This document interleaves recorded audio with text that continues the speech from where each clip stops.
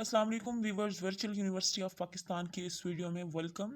आज के वीडियो में आप सबके लिए बहुत बड़ी खुशखबरी है कि वर्चुअल यूनिवर्सिटी ऑफ पाकिस्तान के अब किसी भी स्टूडेंट को फेल नहीं किया जाएगा। अब क्यों नहीं किया जाएगा और कब ये कहा गया, ये बात बताने से पहले मैं आपको थोड़ा सा इंट्रोडक्शन दे दूं वर्चुअल यूनिवर्सिटी ऑफ पाकिस्तान का।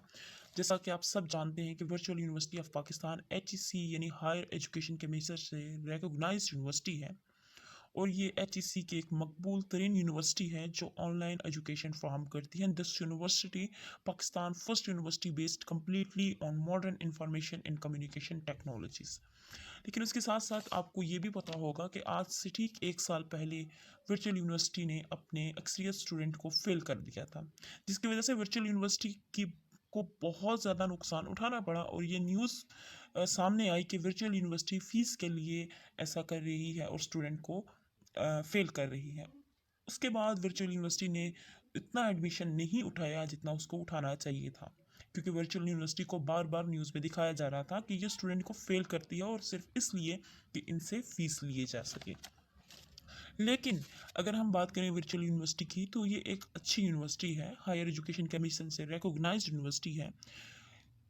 इसमें जो HEC का किरदार है, स्टूडेंट को पास करना या फेल करना, ये HEC का हक बिल्कुल नहीं।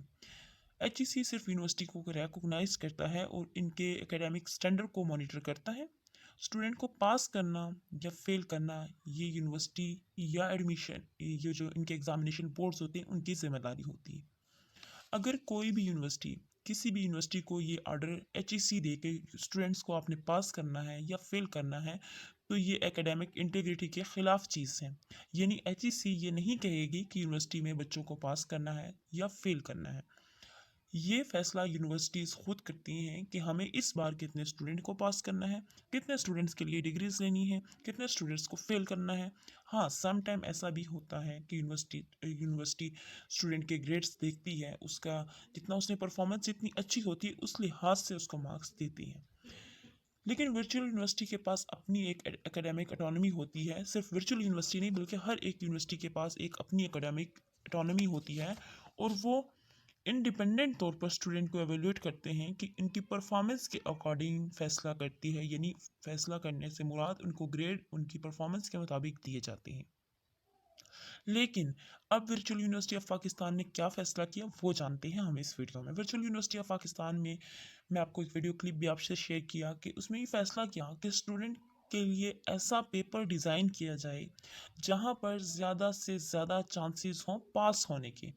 यानी पास होना उन्होंने इतना आसान कर दिया कि आपको अगर वो 40 MCQs देते हैं तो सिलेक्ट वो 30 मार्क्स करेंगे वहाँ से, और 10 मार्क्स जो आपने गलती से या आपको नहीं आते थे वो उसमें नहीं काउंट किए जाएंगे। आपके बेस्ट ऑप्शन 30 सेलेक्ट करके आपको वहाँ से नंबर दे दिए जाएंगे।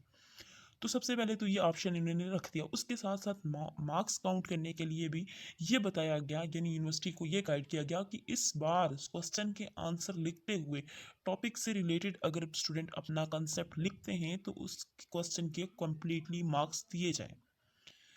क्यों किया गया ये सब? इसलिए किया गया कि आज से जो एक साल पहले स्टूडेंट को फेल कर गया था उसकी वजह से यूनिवर्सिटी को बहुत ज़्यादा नुकसान उठाना पड़ा।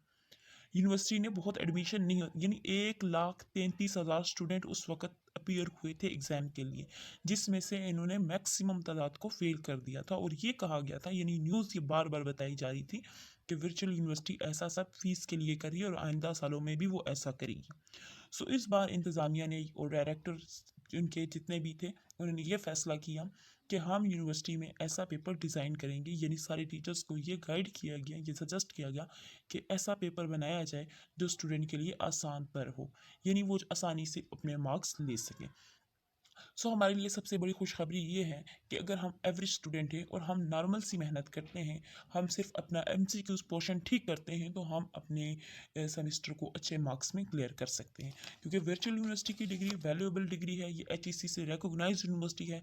आप अगर अपने सेमेस्टर को जॉब के साथ साथ क्लियर करते हैं तो ये हमारे लिए बहुत बड़ी खुशखबरी है। और सबसे बड़ी खुशखबरी ये है कि इस इदारे ने यह खुद फैसला किया है कि हम बच्चों को इंतहाई आसान एग्ज़ाम देंगे, जिसकी वजह से वो फ्यूचर में आसानी से अपने एग्ज़ाम क्लियर कर सके। यानी इस कदर आसान पेपर इंतहाई आसान बनाया जाए कि उसमें स्टूडेंट खुद क्लियर कर सके उसको आसानी से।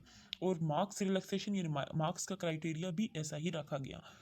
देखें यूनिवर्सिटीज़ जो भी होती हैं एग्ज़ाम जब चेक किया जाता है तो ये सुपरवाइज़र पर या डायरेक्टर पर डिपेंड करता है कि वो कैसी मार्किंग करता है। वो चाहे तो एक नॉर्मल स्टूडेंट को भी अच्छे मार्क्स दे सकते हैं। उसकी रीज़न ये है कि ये यूनिवर्सिटी के डायरेक्टर पे डिपेंड करता है कि वह मार्किंग कैसे करता है।